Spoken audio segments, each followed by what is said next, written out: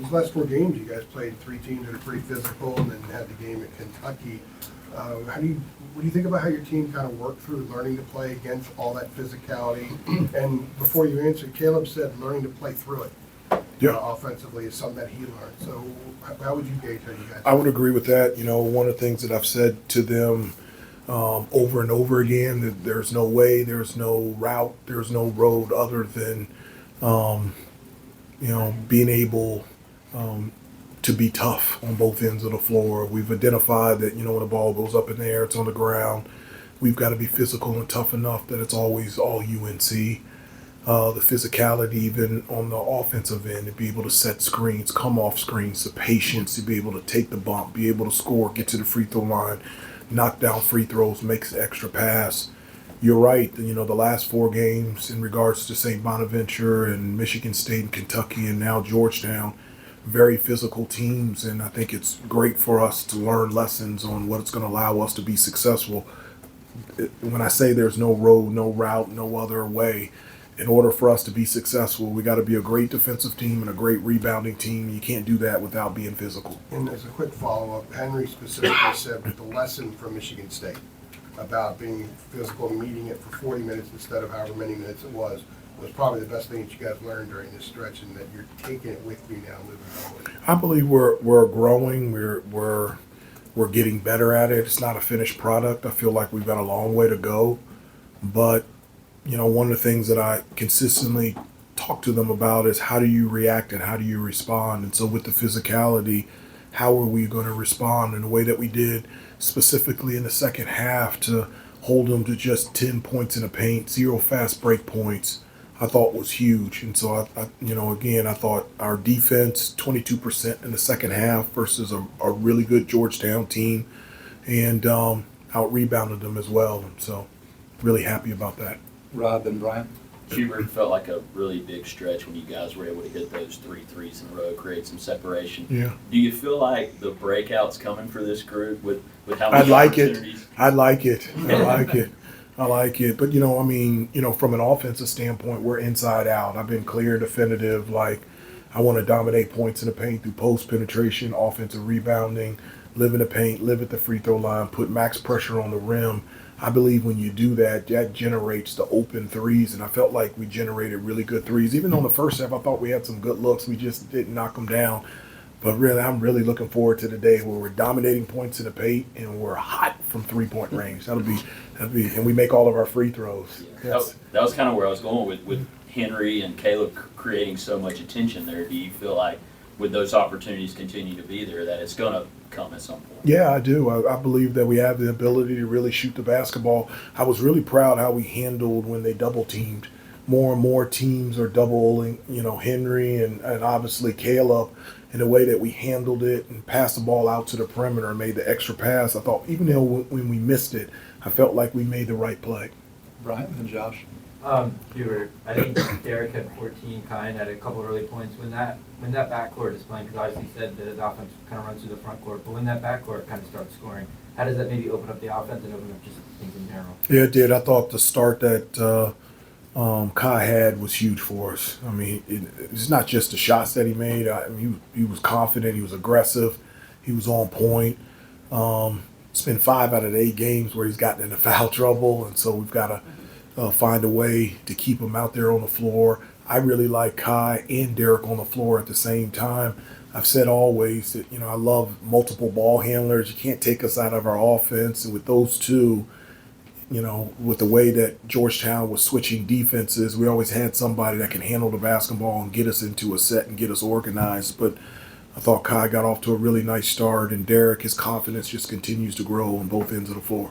Josh, then no. With that rotation in mind, we also saw Jaron and Zayden playing together. How important are the next 4 games leading into conference play in you identifying what combinations work best? I think that's huge. I mean, it's only, what is our record? 8 and 8-1. Okay, it's only 9 games in. Which, I don't know who I talked to before, but it's, in the preseason, we didn't have Luka.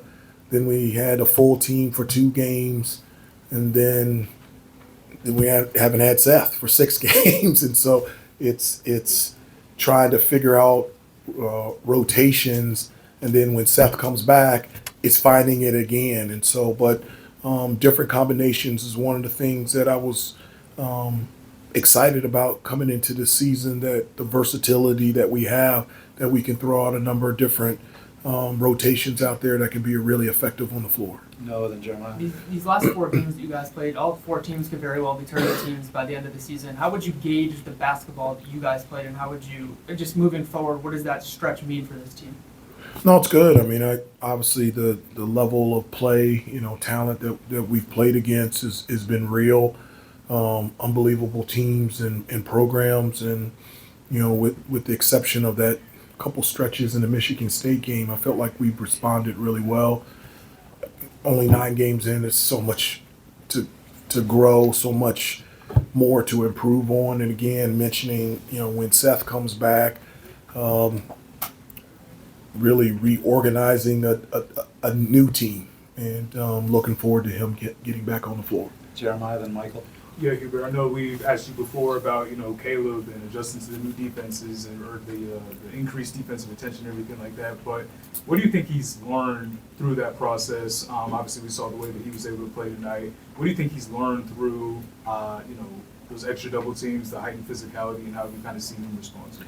Well, I think one of the things that I would say opposing teams are learning is, like, one of the things that he's elite at is passing the basketball. I mean, he can find guys. And so actually, when they put 2 on the ball, he becomes a playmaker. And he's really instinctive, and he knows where his teammates are and gets the ball to where it needs to be. But, as teams continue to build more people around him, just learning when to be aggressive, when to get the ball back out. We'll get it right back into you. I remember in the second half, I said, look, you don't have to force it. Just throw it back out. We'll throw it right back into you because we love the ball in his hands. He makes great decisions. Michael, and then the gentleman in the second row. Sorry, Michael.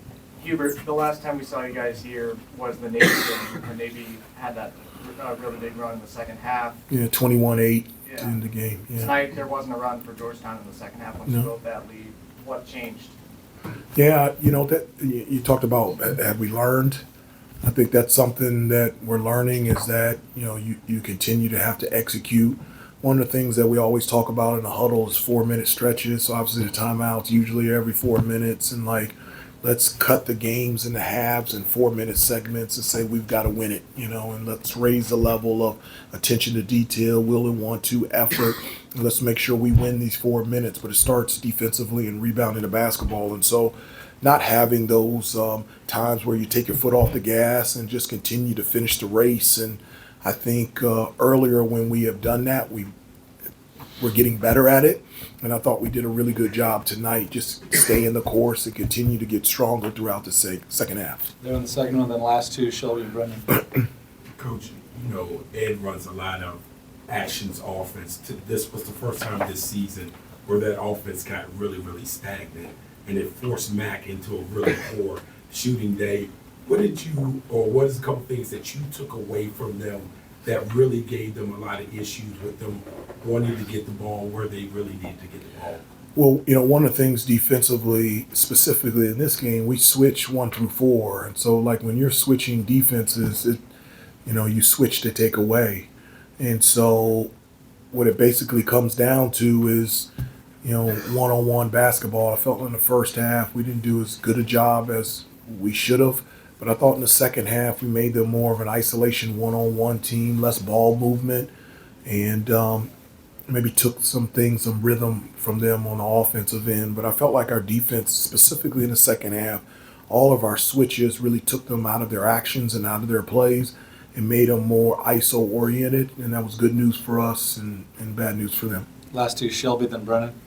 Coach, I think Henry's up to maybe 5 career double-doubles, and I know you said when he got his first, you were I was shocked. Yeah. I was like, what the bejeebies? I was shocked. When we were talking to him, he talked a lot about specifically working defensive rebounding with Coach May over the offseason. That was a really big point of emphasis. Yeah. But what have you maybe seen from him so far in the offseason and now that's allowed for, this great stretch for him? Yeah, I mean, we put a lot of weight and importance on him. He's so huge for us on both ends of the floor. His rebounding is real. His length, his ability not only just to rebound, but to keep balls alive up in the air that allows us to be able to get those rebounds. He's getting to the offensive glass. That's something that's always been an emphasis for us. And honestly, with him and Caleb, they're our two best offensive rebounders. But you saw tonight. I thought that three he hit was huge in the second half. And man, you got a 7-footer that can score around the basket, can pass, can handle, can shoot threes. Somebody that I like that's on our team. And I'm really happy for him. He's playing extremely well, and he's a great kid to coach and be around.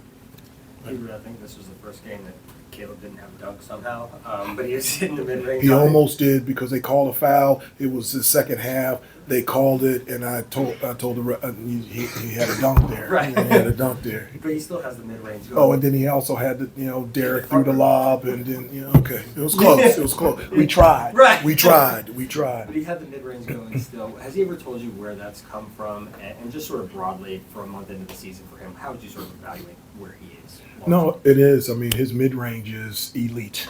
It's so funny, people, and nothing against them at all. There's metrics of, threes and layups. I like 4-level scorers, guys that can shoot from three, mid-range, get to the bucket, and also from the free throw line. You know what I really like? FGMs, field goals made. And from 12 to 15 feet, that thing goes in. And so that's what I want, okay? And so, but just, I've said this before, and this is just my belief. I don't think you can have a better 5-star player, 5-star person, and a 5-star teammate than Caleb. It may be out there, but there's nobody better than him. And it's not just a blessing to be able to coach him. It is a gift.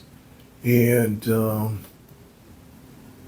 I tell you one thing, in practice, he did something in practice and everyone stopped, and I got on the team. I said, act like you've been there before. I was like, guys, everybody does this. Everyone's done it. We've seen that play before. And everyone looked at me, and then I said, guys, this is the first time that I've lied to you. I've never seen that before. What did he do? He dunked, and it was, and everyone just stopped, and I was like, man, I've never seen that one before. And, some of the shots that he hit today, that wasn't individual workout. That's just because he's a dude and he can play. And so I've never seen that before either. So I like to continue to see things I've never seen before in a good way. Okay. Well, in the last 65 plus years, it's just the second time we had two guys with at least 18 and 14. Wow. Sean and Marvin did it in 2005.